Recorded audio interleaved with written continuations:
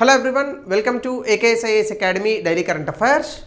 So ముందుగా నిన్న ఇచ్చినటువంటి క్వశ్చన్లో కనుక మనం చూస్తే any retired judge of the supreme court can be called back to sit and act as supreme court judge by CJI.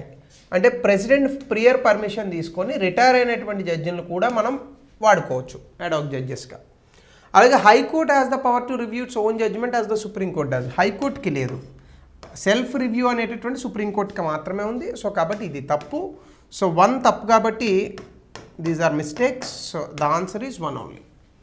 So before we go to the session, మీరు UPSC admissions కోసం చూస్తున్న group 1 and group 2 both Telugu medium and English medium కోసం చూస్తున్న Andhra Pradesh and Telangana, దయచేసి కింద నెంబర్కి call చేయండి. In case నిన్నెవరు కూడా మెసేజ్ పెట్టారు, కొంచెం బిజీగా ఉంటే అప్పుడప్పుడు రిప్లై ఇవ్వడం ఇదవుతుంది. You leave a message, WhatsApp message also, they will call you back. ఇంకా ఈరోజు టాపిక్ వచ్చేసి ఆఫ్రికాలో 10,000 సంవత్సరాల తర్వాత ఒక అగ్నిపర్వతం పేలింది. ఇది పేలడమే కాదు, ఈ అగ్నిపర్వతంలోంచి వచ్చినటువంటి నుషి భారతదేశం వైపు ప్రయాణిస్తోంది. సో దీనివల్ల వాతావరణంలో కొన్ని చిన్న చిన్న ఇబ్బందులు వచ్చేటటువంటి అవకాశం ఉంది. అటుగా వెళ్ళేటటువంటి విమానాలు ఇవన్నీ కూడా ఇబ్బందులకు గురయ్యాయి. కానీ 10,000 సంవత్సరాల తర్వాత పేలినటువంటి అగ్నిపర్వతం, అంటే అప్పటి వరకు డార్మెంట్గా ఉన్నటువంటి వల్కెనో సడన్గా పేలితే అక్కడ ఉన్నటువంటి విలేజర్స్ వీళ్ళందరూ ఏదో బాంబు పేలిందని అనుకున్నారట. సో అంత శబ్దంతో ఈ యొక్క అగ్నిపర్వతం అనేటటువంటిది పేలింది. ఒకసారి మనం ఆ వివరాలు కనుక చూస్తే, ఇథియోపియాలో ఉన్నటువంటి హైలీ గుబ్బి, దాని పేరేంటి, హైలీ గుబ్బి, 45,000 అడుగుల ఎత్తులో దాదాపుగా రెడ్ సీ, ఎర్ర సముద్రం, ఆ ప్లేస్లో మనకి ఈ అగ్నిపర్వతం పేలితే అందులోంచి వచ్చినటువంటి పొగ, నుసి ఇవన్నీ 45,000 అడుగులు దాదాపుగా వెళ్ళాయట. సో అక్కడ ఉన్నటువంటి విండ్స్ కారణంగా, ఈస్టర్లీ విండ్స్ వీటి కారణంగా, వెస్టర్లీ విండ్స్ కారణంగా ఇండియా వైపు ఈ యొక్క అగ్నిపర్వతం తాలూకా నుషి అనేటటువంటిది ప్రయాణిస్తోంది. సో పైన ఆకాశంలో. సో ఏవియేషన్కి, ముఖ్యంగా ఎయిర్ క్రాఫ్ట్స్ కట్టుగా వెళ్ళేటటువంటి విమానాలకి ఇది చాలా ఇబ్బంది కలిగిస్తుంది. సో రీసెంట్ ఎలక్షన్ డీటెయిల్స్ కనుక మనం చూసుకుంటే, ఇది నవంబర్ 23వ తారీఖున 10 నుంచి 12,000 సంవత్సరాల తర్వాత మళ్ళా పేలడం ఇదే మొదటిసారి. So eruption type sub Plinian type అని అంటారు ఇది. సో దీని కారణంగా వచ్చినటువంటి ఆ యాష్ ఏదైతే ఉందో 45,000 అడుగుల ఎత్తుకి వెళ్ళింది. యాష్ ప్లూమ్స్ అనేటటువంటివి దాదాపుగా Yemen, Oman, Arabian sea, western India ఈ పార్ట్స్కి వచ్చేటటువంటి అవకాశం ఉంది. అంటే ముఖ్యంగా కేరళ ఈ ప్రాంతాలను ఈ వచ్చినటువంటి పొగ ఏదైతే ఉందో అక్కడ నుంచి వచ్చినటువంటి ధూళికణాలు ఢీకొట్టేటటువంటి అవకాశం ఉంది. సో భారతదేశంలో కూడా విమాన సర్వీసులకి ఇది కొంత ఇబ్బంది కల్పించవచ్చు అని చెప్తున్నారు. అప్పర్ అట్మాస్ఫియరిక్ పొల్యూషన్ కూడా పెరుగుతుందని చెప్తున్నారు. అయితే ఈ హైలీ గుబ్బి వాల్కెనో అనేటటువంటిది, ఇది ఏ టైప్ ఆఫ్ వాల్కెనో అంటే షీల్డ్ వాల్కెనో అంటారు. అంటే ఇది చాలా విడుతుంటుంది, స్లోప్ అంటే స్లోప్ మరి ఇంత ఎత్తుగా కాకుండా ఇట్లా ఉంటుందన్నమాట. స్లోప్ అనేటటువంటి లో గ్రేడియంట్ ఉంటుంది. సో లావా కారణంగా, అంటే ఇప్పుడు ఫర్ ఎగ్జాంపుల్ ఒక వాల్కెనో ఉందనుకోండి, దాని నుంచి లావా వస్తే ఇది మళ్ళీ చల్లారి దాని ద్వారా వచ్చినటువంటి వాల్కెనో షీల్డ్ వాల్కెనో అని అంటారు. సో ఇది అఫార్ రీజియన్, ఇథియోపియాలో ఉంది. ఇది ఏంటంటే అక్కడ చాలా వాల్కెనిక్ రేంజెస్ ఉంటాయి. వాటిని ఏమంటారంటే ఎర్టా ఎలి వాల్కెనో రేంజ్ అంటారు. అందులో ఒక భాగం ఇది. సో అట్లానే ఇది అఫార్ డిప్రెషన్ అనేటటువంటి ప్రాంతంలో ఉంది. అక్కడ ఒక టెక్టానిక్ రిఫ్ట్ జోన్ ఉందన్నమాట. అంటే 2 ప్లేసులు ఇలా విడిపోతాయి. సో ఆ రిఫ్ట్ జోన్లో ఇది ఉంది. డైవర్జెంట్ బౌండరీ అని అంటాం. అంటే 2 ప్లేట్స్ ఉంటాయి కదా, ప్లేట్ టెక్టానిక్స్లో చదువుతాం. ఇట్లా 2 ప్లేట్లు వ్యతిరేక దిశలో ప్రయాణిస్తూ ఉంటాయి. ఆ ప్రాంతంలో ఈ యొక్క వాల్కెనో అనేటటువంటిది ఉంది. దీని యొక్క జియోలాజికల్ బ్యాక్గ్రౌండ్ కనుక మనం చూస్తే ఈస్ట్ ఆఫ్రికన్ రిఫ్ట్ సిస్టమ్ అని అంటారు. ఈస్ట్ ఆఫ్రికన్ రిఫ్ట్ సిస్టమ్ అంటే ఇప్పుడు మనం ఆఫ్రికా కనుక ఇలా తీసుకుంటే కొన్ని వందల సంవత్సరాలకి, వేల సంవత్సరాలకి ఆఫ్రికాలో ఉన్నటువంటి ఒక ముక్క విడిపోయి ఇది భారతదేశం వైపు ప్రయాణించబోతోంది. భారతదేశం వైపు ప్రయాణించిన తర్వాత ఈ ముక్క భారతదేశాన్ని కనుక ఢీకొంటే అక్కడ పర్వతాలు లేచేటటువంటి అవకాశం ఉంది. అలా కనుక జరిగితే దక్షిణ భారతదేశం అంతా కూడా ఎడారిగా మారుతుందన్నమాట. అయితే ఇది జరగడానికి మనకి కొన్ని వేల సంవత్సరాలు, ఈవెన్ లక్షల సంవత్సరాలు కూడా పట్టవచ్చు. అయితే ఇక్కడ నుబియన్ ప్లేట్, సోమాలి ప్లేట్ అని ఉన్నాయి. ఆ 2 ప్లేట్లు సెపరేషన్ జోన్లో ఈ పర్టికులర్ వాల్కెనో అనేటటువంటిది ఉంది, ఈ గుబ్బి వాల్కెనో. ఈ రీజియన్ కనుక మనం చూస్తే ఇక్కడ అఫార్ ట్రిపుల్ జంక్షన్ అని అంటారు. ఇక్కడ ఏంటంటే ఎర్ర సముద్రంలో ఉన్నటువంటి ఒక రిఫ్ట్, గల్ఫ్ ఆఫ్ యాడెన్లో ఉన్నటువంటి rift, African rift, east African rift, ఆ మధ్య భాగంలో ఈ యొక్క ప్రాంతం అనేటటువంటిది ఉంది. సో ఇక్కడ అఫార్ మ్యాంటిల్లో చాలా ఎక్కువగా హీట్ ఫ్లో అనేటటువంటిది ఉంది. మనకి ఫ్రీక్వెంట్గా ఇక్కడ ఎర్త్ క్వేక్స్ అనేటటువంటివి వస్తుంటాయి.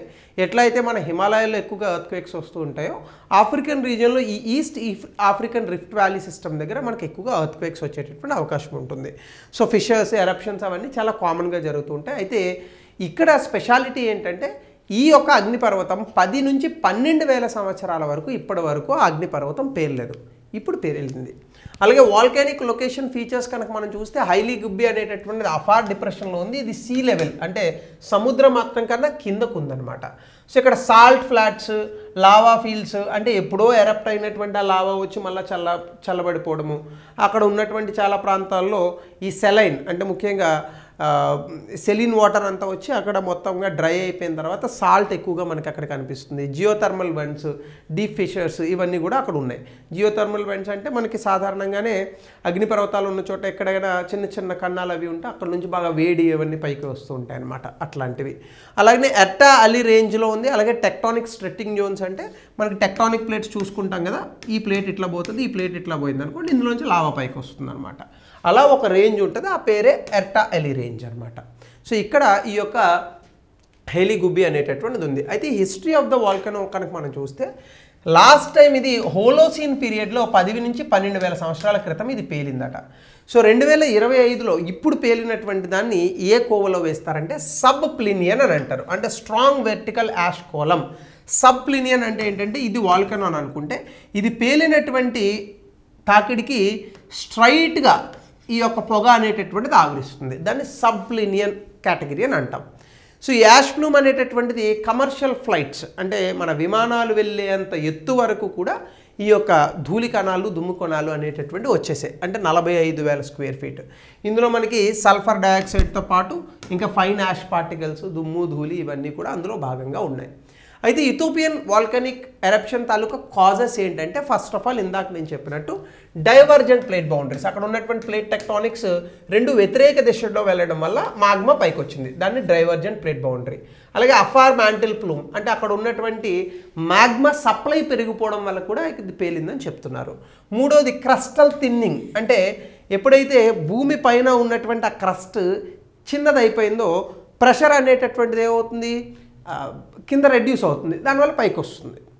అట్లా అంటే ఇప్పుడు ఫర్ ఎగ్జాంపుల్ ఇది నేల అనుకోండి, ఇక్కడ ఇదంతా లావా ఉందనుకోండి, ఇంత థిక్ ఉంది కాబట్టి ఈ లావా పైకి రావడానికి అవకాశం లేదు. అదే మీరు ఇంత థిక్నెస్ మాత్రమే ఉంటే ఇది పైకి రావడం ఈజీ. సో అది క్రస్టల్ థిన్నింగ్ అనేటటువంటిది. 3 ఫిషర్ ఎరప్షన్స్ అంటే సాధారణంగానే కింద లావా ఉన్నప్పుడు గ్రౌండ్ దగ్గర 2 క్రాక్స్ కనుక వస్తే, అంటే ఇప్పుడు ఇది గ్రౌండ్ అని అనుకుంటే ఇట్లా ఒక చిన్న క్రాక్ కనుక వస్తే ఇందులోంచి మనకి లావా పైకి వచ్చేటటువంటి అవకాశం ఉంటుంది, అదే ఫిషర్ ఎరప్షన్స్.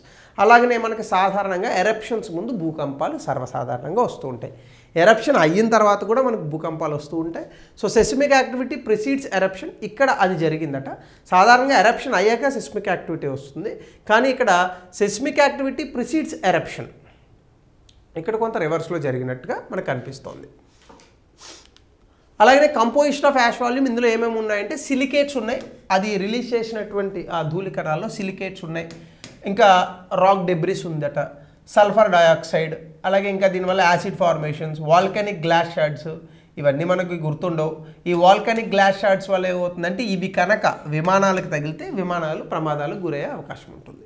అట్లాగే ఫైన్ ఏరోజోల్స్, యాక్చువల్గా దీనివల్ల మనకి కొంత పాజిటివిటీ ఉంటుంది. ఏంటంటే గ్లోబల్ వార్మింగ్ లేదా సింపుల్గా చెప్పాలంటే సోలార్ ఇన్సోలేషన్ని ఇది తగ్గిస్తుంది. దీనివల్ల కొంత భూమి చల్లబడే అవకాశం ఉంటుంది. ఎందుకంటే ధూళి కణాలు ఎక్కువగా కనుక ఆకాశంలో ఉంటే సూర్యుడి కిరణాలు భూమిని తాకవు, దానివల్ల చల్లబడేటటువంటి అవకాశం ఉంటుంది. సో అది ఒకటి ఇక్కడ అంశం, ఇది కూడా మనం గుర్తుపెట్టుకోవాలి. సో ఎకనామిక్ ఇంపాక్ట్ దీనివల్ల ఏంటంటే అగ్రికల్చర్ ఫీల్డ్స్ ఆ దగ్గరలో ఉన్నటువంటి వ్యవసాయ క్షేత్రాలు ఇబ్బంది పడతాయి, అక్కడే ఉన్నటువంటి సాయిల్ పాడవుతుంది, లైఫ్ స్టాక్ కొంత ఇబ్బందికి గురవుతాయి, అలాగనే విమానయాన ప్రమాదాలు జరిగే అవకాశం ఉంటుంది. అలాగనే రిలీఫ్ అండ్ రిహాబిలిటేషన్ కాస్ట్ అంటే ఆ దగ్గరలో ఉన్నటువంటి ప్రాంతాల్లో ఉన్న వ్యక్తులకి సాధారణంగా అగ్నిపర్వతాలు పేలితే మళ్ళా పేలే అవకాశం ఉంటుంది, కాబట్టి ఆ ప్రాంతాల్లో ఉన్న వ్యక్తులనేది ఖాళీ చేయించాలి, అదొకటి ఉంటుంది. అలాగే టూరిజం తగ్గిపోతుంది, ఇంక ఈ ప్రాంతాలకు ఎవరు రారు కదా.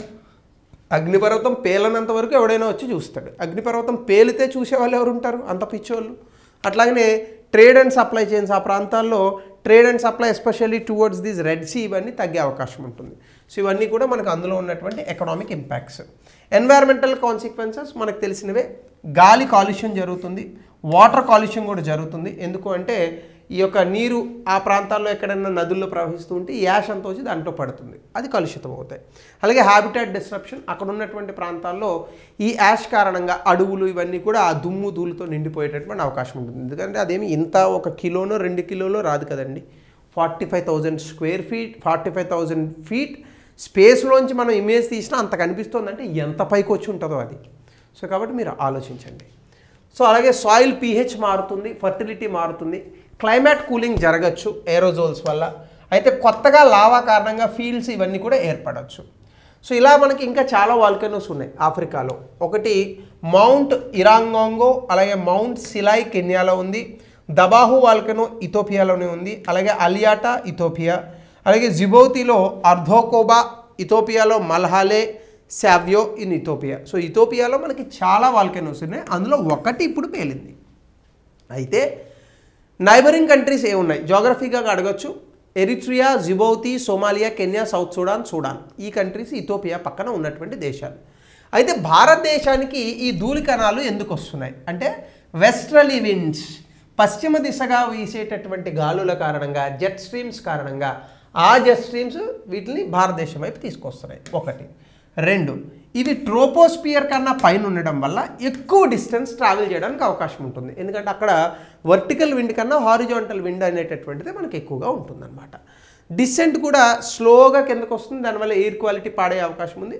ఇది కనుక ఢిల్లీ దాకా రీచ్ అయిందంటే ఇంక అంతే సంగతి. ఎందుకంటే ఆల్రెడీ ఢిల్లీ సర్వనాశనం అయింది, దీనివల్ల ఇంకా నాశనం అవుతుంది.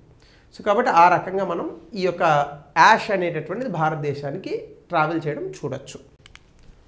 సో దీనికి రిలేటెడ్గా ఒక ప్రశ్న దయచేసి కమెంట్ సెక్షన్లో ఆన్సర్ని తెలపండి. అట్లాగే discuss the vulnerability of India to earthquakes related hazards, examples including the features of major disasters caused by earthquakes in different parts of India. 200 పదాల్లో రాయండి. డిజాస్టర్స్ కాబట్టి దానికి రిలేటెడ్ క్వశ్చన్ ఇచ్చాను అంతే. సో ఇది ఈరోజు ఇంపార్టెంట్ టాపిక్. మరో కొత్త టాపిక్తో రెగ్యులర్గా మనం కలుద్దాం. Thank you. Have a good day.